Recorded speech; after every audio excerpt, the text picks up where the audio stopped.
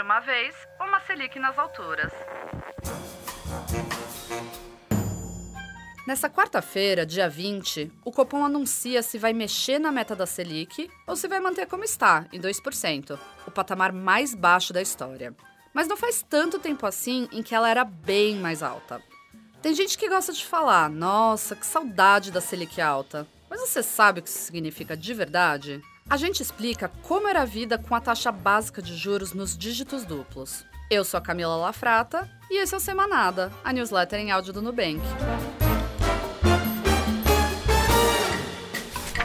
Imagina essa situação.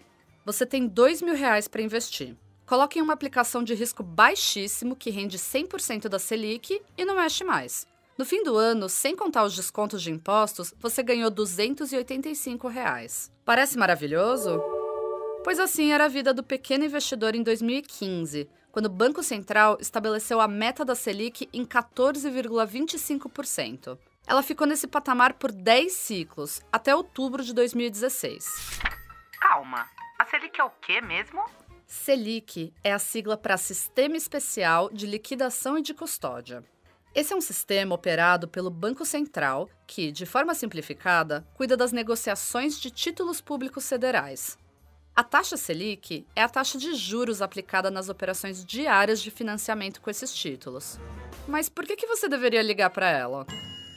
Porque a Selic é considerada a taxa básica de juros da economia. Isso significa que ela serve de base para várias outras, como juros de um empréstimo ou rendimento de uma aplicação, por exemplo. Ou seja, quando ela sobe ou desce, o mesmo acontece com juros que impactam o seu dia a dia. O principal papel da taxa Selic é ajudar no controle da inflação. O Banco Central mexe nela para que a inflação fique o mais próxima possível da meta, já que, ao mexer nos juros do mercado como um todo, ela ajuda a determinar se vai ter mais ou menos dinheiro em circulação na economia, mexendo, portanto, no termômetro da inflação. Hoje, a meta da Selic é a mais baixa da história, 2%, para ser mais exata. Em termos práticos, aqueles mesmos R$2.000 que rendiam R$285 antes, hoje renderiam só R$40. Em ambos os casos, sem contar descontos de impostos. Ah, mas então a Selic alta é muito melhor. Bom, não é bem assim. Olhar para a Selic sozinha não te dá o cenário completo. É verdade que a Selic alta representava bons ganhos e investimentos de baixo risco. Lembra que ela impacta os rendimentos de aplicações?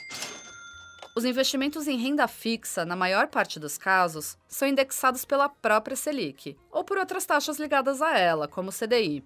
Esses ativos têm baixíssimo risco e muitas vezes são protegidos pelo Fundo Garantidor de Crédito. Em outras palavras, em tempos de Selic alta, as pessoas tinham um monte de opção de investimentos com rentabilidade garantida e sem risco de perder dinheiro.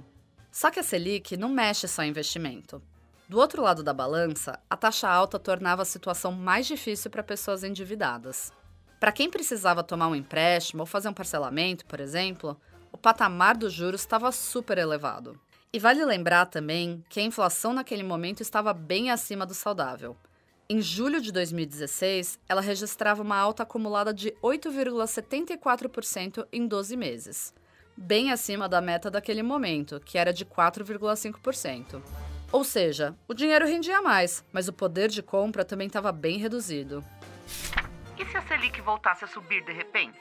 Imagine que a meta volta para os dígitos duplos, acima dos 10%. Os rendimentos das aplicações seguras ficam mais altos, o acesso ao crédito fica mais caro e as pessoas começam a consumir menos. Logo, os preços de produtos e serviços começam a cair. Com a procura baixa, começam as demissões. O desemprego aumenta e a demanda diminui ainda mais. Se a situação não é controlada, logo vira crise. É por isso que inflação dentro da meta é coisa muito séria. Um pouco de inflação é saudável dentro da economia. Significa que ela está rodando, que existe um equilíbrio entre oferta e demanda.